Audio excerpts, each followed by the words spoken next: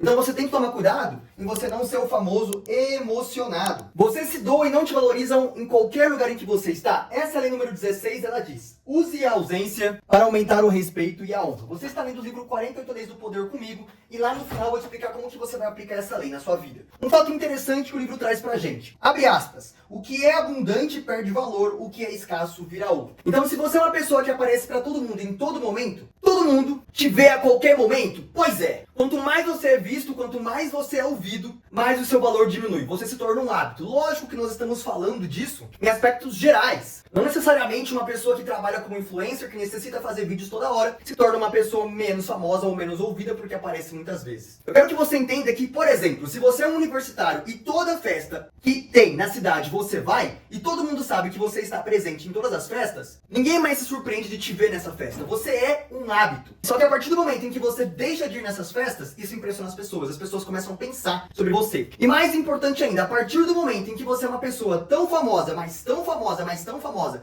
e você resolve aparecer em alguma festa, as pessoas que não te veem há tanto tempo, elas se surpreendem com a sua presença e elas vão até você conversar. Eu falo isso porque essa é uma estratégia que indiretamente eu uso. Eu sou uma pessoa que eu não gosto de estar presente em várias festas. Só que quando eu vou, aquela festa ela tem um significado muito especial pra mim, porque várias pessoas que eu não vejo há muito tempo, elas vêm até mim conversar. Ou eu tenho a possibilidade de conversar com essas pessoas com quem eu não converso faz tempo. Só que pra você poder se convencer de tudo isso daqui que eu tô te falando, eu vou fazer uma analogia muito simples pra você. É só você pensar no ar. Toda vez que você acorda, depois de uma bela noite de sono, você acorda, dá a sua primeira respirada do dia e você fala: olha, beleza, acordei. Só que apesar de tudo isso, você se preocupa com dinheiro, você se preocupa com relacionamento, você se preocupa com ficante, você se preocupa com a faculdade, você se preocupa com várias coisas, menos com o ar. Sendo que sem o ar, sem o oxigênio, você não vai sobreviver. Só que o oxigênio é algo tão banal, mas tão banal no sentido de que todo dia você acorda, todo dia que você está consciente, você tem ele entrando pelas suas narinas e você não sente falta dele, que você literalmente dá pouco valor. Apesar de ele ser vital pra você, você dá pouco valor. E o que eu preciso que você entenda com tudo isso é, você só começa a dar valor no oxigênio a partir do momento em que você tem algum quadro respiratório e que você fique com falta de ar. A partir de algum momento em que você se coloque em uma situação em que você fique com supressão ou restrição de ar oxigênio. Um exemplo disso, por exemplo, banal, é a piscina. Quando você está nadando, você tem uma restrição de oxigênio e você apela e você implora pela vontade de respirar. E é nesse momento que você percebe o quanto o oxigênio, quanto o ar que você respira, ele é valioso. Só que por ele estar todos os dias na nossa vida,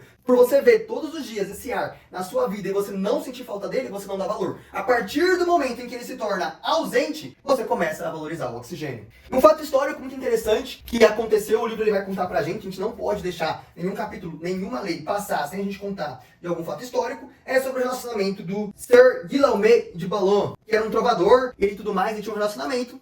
Ele percebeu que quanto mais ele se afastava da amada dele, mais essa amada corria atrás dele. Até o momento em que ele não dava valor pra ela de tanto que ela corria atrás dele, ela parou de correr atrás dele, ele foi até ela e ela desprezou ele. E aí então ele se apaixonou ainda mais por essa garota. E aí o livro ele traz, em abre aspas pra você, uma frase bem interessante que tá grifada aqui em verde, que é a seguinte: quanto mais forte e prolongada a divergência, ele disse para Guillaume, mais doce o sentimento que vem com a paz e a reaproximação. Então uma coisa que você tem que entender com esse fato histórico é o seguinte: você com certeza em algum momento da sua vida você vai se envolver em um relacionamento. Eu preciso que você entenda e você tenha consciência que independentemente do gênero, se você é homem ou se você é mulher, o outro lado vai estar fazendo algum tipo de joguinho por mais maduro que essa pessoa seja. Quanto mais próximo você for dela, mais hábito você vai se tornar. A sua mensagem, a sua presença pra ela não vai ser algo que surpreende o dia dela, não vai ser algo que vai fazer o coração dela acelerar. Pode ser que no começo sim, mas pode ser que lá na frente não, você se torna um hábito, você se torna chato. E com o tempo, essa pessoa ela pode começar a ter desprezo por você. Só que eu tenho que te alertar de uma coisa: isso daqui nós estamos falando de relacionamentos que não são duradouros. Nós estamos falando de relacionamentos de pessoas que você acabou de conhecer, que você está conhecendo e que você está tratando de seduzir essa pessoa. Quanto mais você afoga ela com a sua presença, mais essa pessoa se sente invadida, mais essa pessoa quer você por longe. Então você tem que tomar cuidado em você não ser o famoso emocionado. Mas esse daqui não sou eu que estou falando, esse daqui é o Robert Greene que está trazendo pra gente, dentro do livro As 48 Leis do Poder, e eu preciso que você entenda que em algum momento da sua vida você já passou por isso. Isso daqui é uma lei universal? Não. Mas é muito provável que isso daqui aconteça com a maior parte das pessoas, e eu tenho certeza que em algum momento da sua vida você já passou por isso.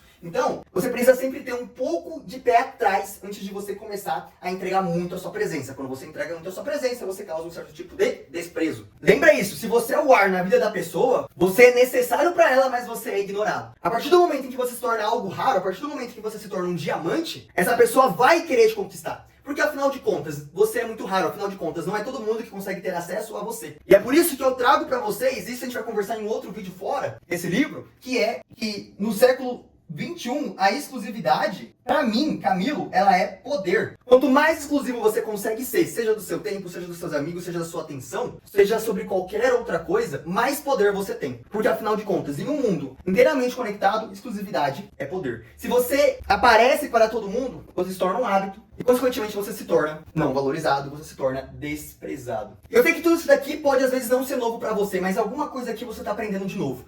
Então eu gostaria que agora que eu te ajudei, você também me ajudasse deixando um like, um comentário aqui embaixo, mas principalmente o like. E se você quiser acompanhar as próximas leis, lembrando que nós já temos leis da 1 a número 16 e também temos a lei 23 bem descrita aqui nesse canal, na playlist das 48 leis do poder. É só você clicar nas playlists e assistir e você vai conseguir acompanhar toda a análise e interpretação para você conseguir aplicar na sua vida as 48 leis do poder de Robert Greene. Só que agora para você conseguir aplicar na sua vida, primeiro ponto, a gente vai tentar aplicar isso em relacionamentos. A gente já começou a dar uma introdução nisso daqui e a gente vai dar uma aprofundada ainda mais agora. Você precisa entender que você tem que criar uma aura de mistério. Se você simplesmente aparece para todo mundo toda hora, ninguém vai parar para pensar sobre o que você está fazendo. Eles simplesmente estão vendo o que você está fazendo e você se torna uma pessoa banal. O que você precisa fazer? Criar uma aura de mistério. Simplesmente não conte a sua vida 24 horas por dia dos stories. Não responda aquela garota ou aquele garoto que você gosta assim que ele te manda mensagem. Espera um pouco. Cria um mistério, deixa a pessoa parar e pensar. Por que essa pessoa não me respondeu? Por que essa pessoa não postou nada hoje? O que será que essa pessoa está fazendo? Significa que você vai ignorar aquela pessoa por dias? Não, significa apenas que você vai manter um pouco de mistério para essa pessoa perceber a sua ausência e perceber o quão exclusivo você é. Lembra? Exclusividade é poder. Ponto número 2, no trabalho. Simplesmente você não pode ser aquele funcionário que diz sim para tudo. Você não pode ser aquele funcionário que resolve todos os problemas. Você tem que ter uma vida fora do trabalho também. A partir desse momento, quando você sai do trabalho, a partir do momento em que você tira férias, a partir do momento em que você vai para um congresso e você sai do trabalho por um tempo